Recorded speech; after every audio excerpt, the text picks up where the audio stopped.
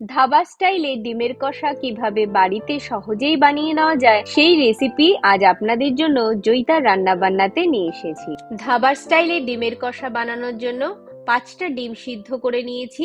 এবার ডিমের গাগুলোকে এইভাবে কাঁটা চামচ দিয়ে ফুটো করে দিলাম। দিয়ে দিচ্ছি হাফ চামচ নুন আর দিয়ে দিচ্ছি 1/4 চামচ হলুদ গুঁড়ো। ডিমের গায়ে নুন হলুদ গুলোকে ভালো করে মাখিয়ে দিতে হবে। প্রথমে ডিমগুলো ভাজার জন্য কড়াইতে দিয়ে দিলাম 2 টেবিল স্পুন সর্ষের তেল। তারপর এক এক করে ডিমগুলোকে তেলের মধ্যে দিয়ে দিলাম। দিয়ে একটু এইভাবে নেড়ে চেড়ে হালকা বাদামি রঙের করে ডিমগুলোকে ভাজা হয়ে গেছে। এবার তেল থেকে তুলে নিলাম। এবার মশলা বাটাটাকে রেডি করব। তার জন্য 12 থেকে 14টা রসুনের কোয়া, 3 ইঞ্চি আদার টুকরো আর দিয়ে দিচ্ছি 2টো শুকনো লঙ্কা দানা ছাড়িয়ে। দিয়ে দিচ্ছি কিছুটা জল যাতে একটা স্মুথ পেস্ট তৈরি করা যায়। Paste ready. এবার 2টো মিডিয়াম সাইজের টমেটোকে এইভাবে ছোট ছোট করে টুকরো করে নিয়েছি। এবার টমেটো পিউরিটাকে রেডি করে নেব। ডিম ভাজার পর এর মধ্যে দিয়ে দিচ্ছি আরো 2 টেবিল চামচ সর্ষের তেল, হাফ চামচ গোটা জিরে আর 4টে মিডিয়াম সাইজের পেঁয়াজ কুচি দিয়ে ভালো করে মিশিয়ে নিলাম। মিডিয়াম টু হাই ফ্লেমে পেঁয়াজটাকে ভাজতে হবে।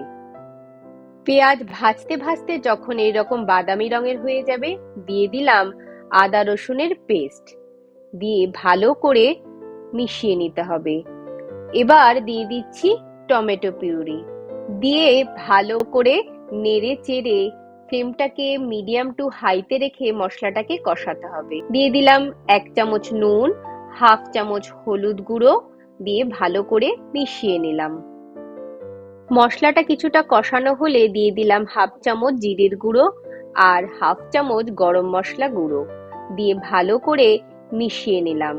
এবার 1 চামচ কাসুরি মেথিকে 2 হাতের সাহায্যে ঘষে দিয়ে দিলাম। লো টু মিডিয়াম ফ্লেমে মশলাটা ভাজতে ভাজতে যখন তেল ছাড়তে শুরু করেছে, তখন দিয়ে দিলাম 1.5 কাপ জল দিয়ে মশলাটাকে ভালো করে মিশিয়ে ভেজে নেওয়া ডিমগুলোকে দিয়ে দিলাম। দিয়ে নেড়ে চেড়ে 2 মিনিটের জন্য মিডিয়াম ফ্লেমে রেখে ঢেকে দিলাম। 2 মিনিট পর ঢাকাটা সরিয়ে একটু নেড়ে চেড়ে আবার 2 মিনিট ঢেকে দিলাম। এবার ঢাকাটাকে সরিয়ে দিয়েছি। মশলা থেকে তেল ছাড়তে শুরু করেছে। ফ্লেমটাকে বন্ধ করে দিয়ে 1 টেবিল চামচ ধনেপাতা কুচি ছড়িয়ে দিয়ে ভালো করে মিশিয়ে নিলাম। ধাবা স্টাইলের ডিমের কষা রেডি। গরম রুটি, পরোটা বা ভাতের সাথে খেতে লাগে দারুণ টেস্টি।